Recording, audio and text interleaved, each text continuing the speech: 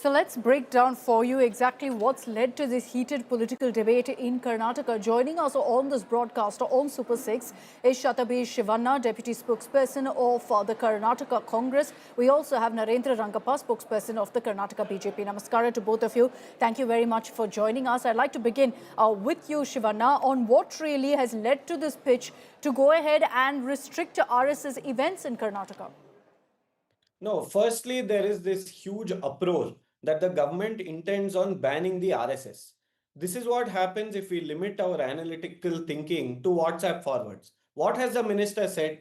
Let's suspend the activities of the RSS in government and government aided institutions. No, but that's what I said, Shivanna, to restricting the RSS events. I firmly believe that there is no harm, no controversy in what he is requesting for. Why should it? What business does any political party or any organization that is remotely associated to politics have in a government institution, have in an educational institution? Our children deserve education, not indoctrination. You preach ideology in your shakas, not in schools. And secondly, even after 100 years, why are you not registered? Why don't you subject yourself to any legal or constitutional regulatory framework? This is a simple question. There's a strong possibility that unlawful activities or preaching of ideology is being conducted, and this is left unchecked because they are not registered, because they don't No, but subject what's the themselves trigger to now, any... Shivanna, first of all, let's be very clear that my question to you was about restricting RSS events, not on a ban on the Sangh. But having said that, what's the trigger? Why now is there this demand that comes forth saying don't allow this, limit the venues or locations where the RSS can hold these events? No, I don't understand what business do they have in an educational institution in the first place. The question must be posed to them. If you want to carry out your activities, you are politically inclined, you carry it out in private spaces. You carry it out in the farmhouse of the state BJP president. No one is stopping you. But why do you want to indoctrinate or politically indoctrinate students? Okay. And if the same thing is being done by any other political party, will you not object it? Let's get in the BJP on this. Narendra Rangappa, what's your response to that? The Congress is saying, what's the need for the Sangh to be allowed in a school, in an educational institution, which should be kept away from any political outfit? Let me ask a few questions to Mr. Priyank Kharge before I answer that. Mr. Priyank Kharge, why don't you write a letter to the CM asking about the status of pro-Pakistani slogans that were shouted in Vidhan Sabha, Bhadravati and Shumaga? What is the status of the PFI and SDPI cases that have been withdrawn? Why don't you write a letter to CM and ask them to withdraw? Why don't you pass a resolution to ban namaz on public roads, streets, aeroplanes and trains? Why don't you ban the unlawful loudspeakers that are on the mosques that deny the Supreme Court's verdict? Why don't you take action against the people who pelted stones and petrol bombs? Point taken, Mr. Rangappa. Point taken. It's Mr. Kharge's prerogative at the end of the day on which issue he chooses to speak up on. But what's your response to the Congress saying, what's wrong with this? What is wrong with this? See, basically the idea of Congress ideology is to divide people. It is not only by blaming the RSS, but by also dividing the society on their caste, Lingayat and Veerashaiva, then Muslim Christians, then Indian Christians, then Muslim Lingayats, Indian Lingayats. This is their basic intent, to divide the society and to please their masters in the Delhi High Court. I mean the Delhi ruling court of Janpat. So this is what Mr. Kharge's son is trying to do. Is he trying to get a good favor from the High Command by trying to please them? Mr. Rangappa, the specific question is by the specific question raised by the Congress is what's wrong with stopping an RSS event from happening in an educational institution, sir?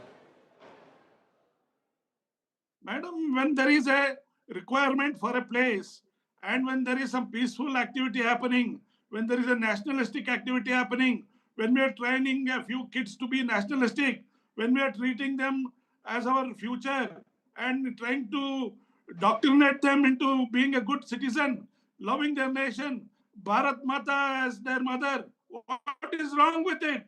We are inducting a good culture. Okay. We are inducting good nationalism in them. We are not teaching them any how to manufacture explosives, Okay, how Shivanna. to attack, how to detonate, and all that as they do in the No, madrasas. who's doing that? No. What are you suggesting, Mr. Rangappa? Who's doing that? As I said, it is that certain particular training centers that have been found in and around Kasaragod and Mangalore very clearly says there are training schools for people who indulge in terror activities. For example, the cooker blast in Mangalore. It is a very classical case. Okay, Shivanna, your response to what Mr. Rangappa says, that this is nationalism being taught. What's wrong with that? No, see, Mr. Rangappa has exposed their ideology. When we are questioning why RSS must be allowed to carry out activities in government institutions, they say, why don't you ban madrasas? So please, sir, don't equate RSS to madrasas. Firstly, that is my suggestion to you. Now, secondly, why are you not registered? Where is the money coming from? Who oversees it? Why should the RSS be an exception to transparency? If you fear registration, don't preach nationalism.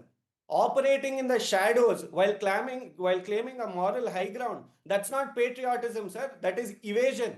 It is deeply concerning that activities cloaked as cultural or educational may in fact be politically motivated or even unlawful. This is our concern. No, but And how fourthly, unlawful? Shivanna, how is this unlawful? see, is it politically motivated or not? Is the RSS the foundation of the ideology of the Bharatiya Janata Party? Should we spread political Sir, you didn't answer our motivated question. ideas? How is it dangerous to the Spread? nation? No, Sir, I did Shivanna. not disturb you. How I is did it not dangerous to disturb the you. One at a time, please. Shivanna, then your suggestion is that anyone remotely to do with the RSS has a BJP ideology, and everyone then would point fingers back at the Congress at the fact that you had Mr. D.K. Shivkumar just last month triggering a controversy when he sang the RSS anthem in the assembly, or for that matter, pictures that the BJP has been releasing of Mr. Mallikarjun Kharge from many years ago at an RSS event as well.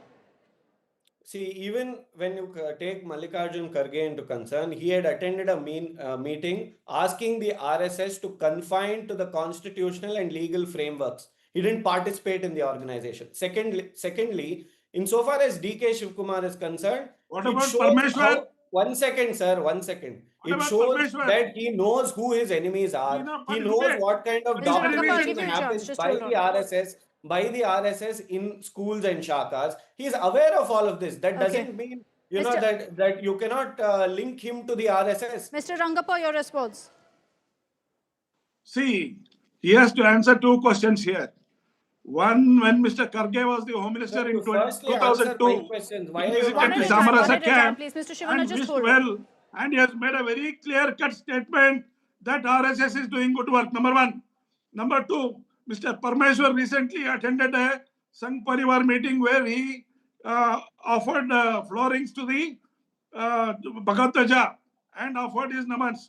Number three, when the RSS was invited by Pandit Nehru to participate in the Republic Day parade in the full uniform, the lathis that they were carrying in the parade didn't look like talwars to them. Are they denying the thought process of Nehru? Indira Gandhi, who had a good price for RSS, that they are doing good work. No one is RSS saying you're has doing. been always in the Okay. forefront when there Okay. is a national disaster or when there is a national necessity that volunteers are needed. Where are the Sevadal people? Okay, there have been multiple Sevadal instances. was Essentially, the released 5 BJP's years contention ago through here, RSS. Mr. Shivanna, Where are they? Okay, Mr. Rangappa, let's give the Congress a chance to respond. Mr. Shivanna, the BJP's contention is that there have been multiple instances of your own leaders praising the Sangh, talking about what the RSS stands for. Very well. What's the problem? I want to But you're extend the my one questioning, you're the congratulations. one currently No, one questioning what second. the RSS is teaching, what does the RSS do I in am- these educational institutions I am and their political congratulating affiliation. them. I am congratulating them. They have completed 100 years. It is no small feat. But why do you want to carry out your activities in a government or government-aided institution? Why are you compelling us to carry out these activities? You conduct your activities, sir. You preach your ideology, whatever it may be, in a private institution. Are you This? Why are you insisting that I are want you to? going to I say the same want to to. No, see, I UFI don't and like this CPI? interruption. One at a time, I please, don't one like at a this time. Mr. interruption. Rangappa, I'll give you a chance to respond. Shivanna, go ahead. See, you do it wherever you want externally. Why is it that you want to do it in educational institutions? Number one. Okay. Number two, why are you not a registered body? Answer the simple question.